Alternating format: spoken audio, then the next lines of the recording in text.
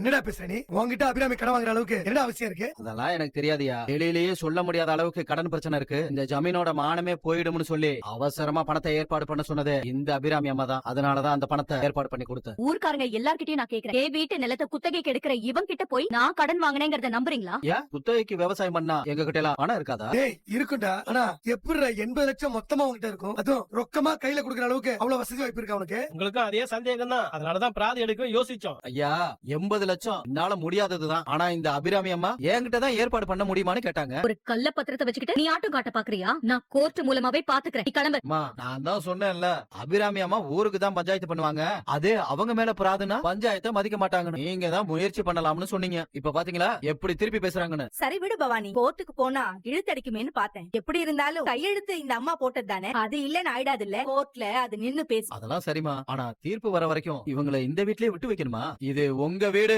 நாளைக்கே stay order வாங்கிடுவோம். தீர்ப்பு வர்ற வரைக்கும் வீடு பூட்டி கிடக்கு. அபிராமி, நாங்க ஸ்டே ஆர்டர் வாங்கணுமான்னு கோர்ட்டு கேஸ்னு நீ அலைஞ்சாலும் தீர்ப்பு எங்களுக்கு சாதகமா தான் வரும். அப்படியெல்லாம் கோர்ட்டுக்கு போய் இந்த ஜமீன் பேரு பேப்பர்ல டிவில எல்லாம் வந்து அசிங்கப்பட்டு தான் இந்த வீட்டை விட்டு போவேன்னா அது ஓ இஷ்டம். ஏய், ஓம் பூச்சாண்டிக்கெல்லாம் பயந்தவன் நான் இல்ல. உன்னால ஆனத பாத்துக்கோ. எங்க பவானி ஒரு வாட்டி பேங்க்ல லோன் வாங்குறதுக்காக என்கிட்ட ஜாமீன் கையெழுத்து வாங்கினால, அதை வச்சு ஏதாவது பண்ணிருப்பானா? என்ன அபிராமி சொல்ற? அத்தை, ஜாமீன் கையெழுத்து போட்டப்போ எத்தனை இடத்துல கையெழுத்து போட்டீங்க ஞாபகம் இருக்கா? 2-3 பேப்பர்ல கையெழுத்து போட்ட மாதிரி தான் எனக்கு ஞாபகம் இருக்கு துளசி. ஆனா அப்படி அவன் என்ன